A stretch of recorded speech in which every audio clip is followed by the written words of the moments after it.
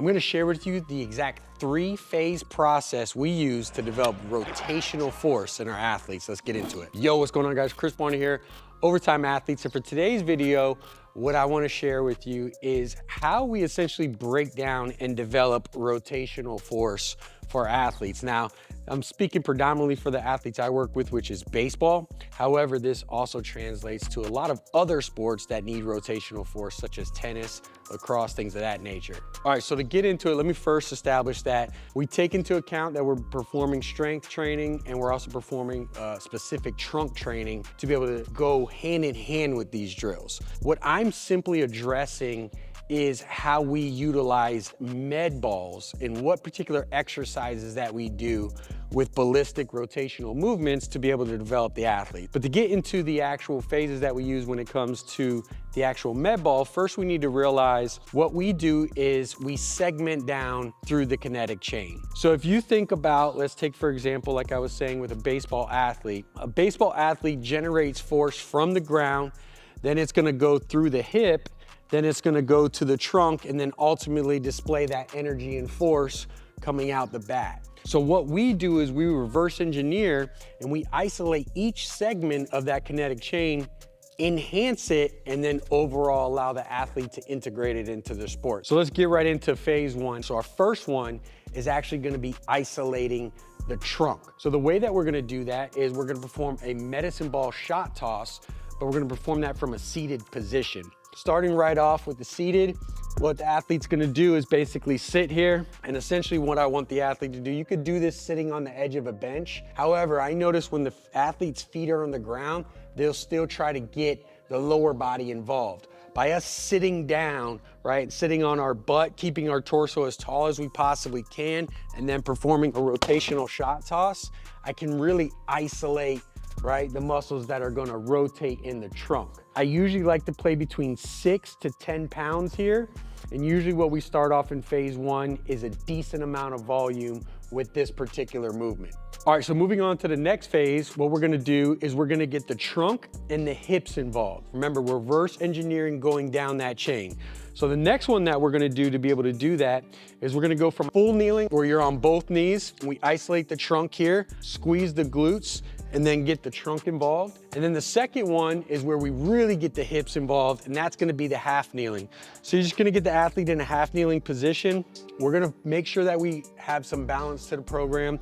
So we're gonna do it on both sides, on obviously their dominant side and their non-dominant side.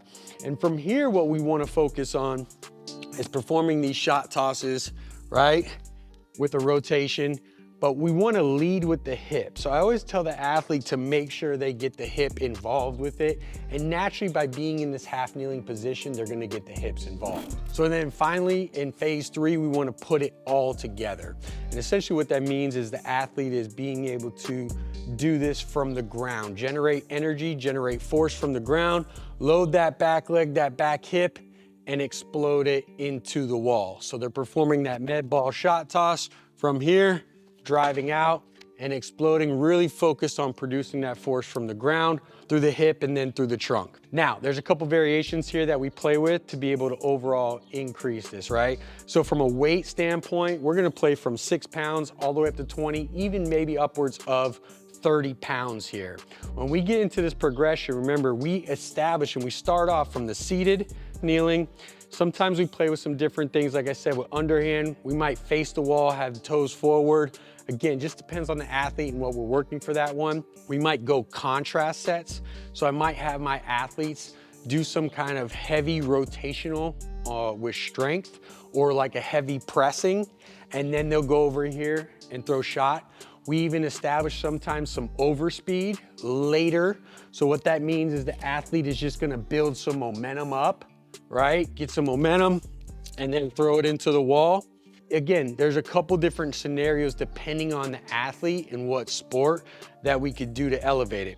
The last thing I want to add is the big piece to this whole thing is generating vertical force. As I mentioned earlier, all the force is generated through the ground.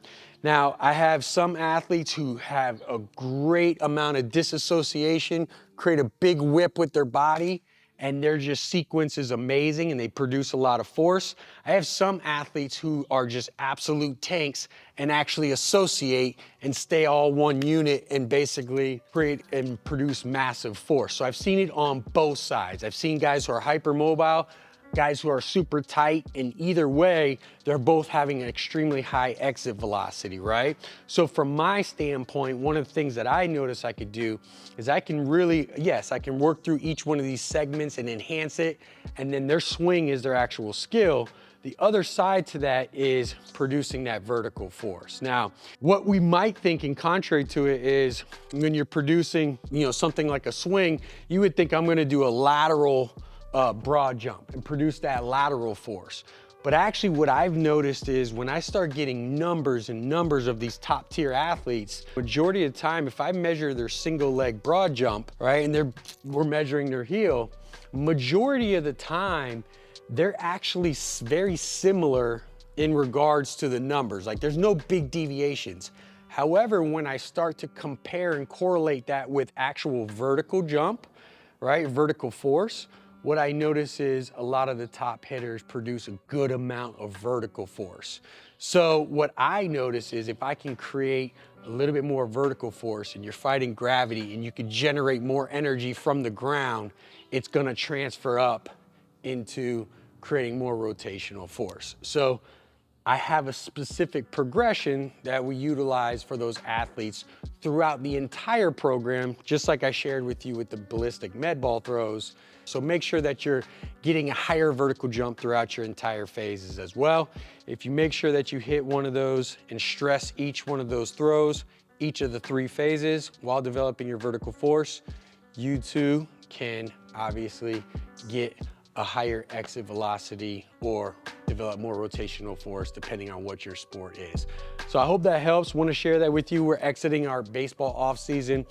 Consistently, we're seeing guys have not only higher PRs in their exit velocity, but the other beautiful thing is their consistency. I tell these guys all the time, when you get on these hit tracks, right? And these are basically a machine where it tells you what your exit velocity is when you go to hit it. Hitters, you guys know what that is. What I'm looking for is you're already at those elite levels. So how do I keep you at that elite level consistently? If it's not your pitch, or if you have to reach, if you have to come, if it's not right where you want it, can we still produce a great amount of force? And when I start to segment these out and break these out, isolate them, enhance them, what I notice is my guys' consistency of exit velocity drastically increases when we measure it. So hope that helps. Want to share that with you guys. If you're interested in a full baseball off-season program, check out the link down below. I'll catch you guys next time.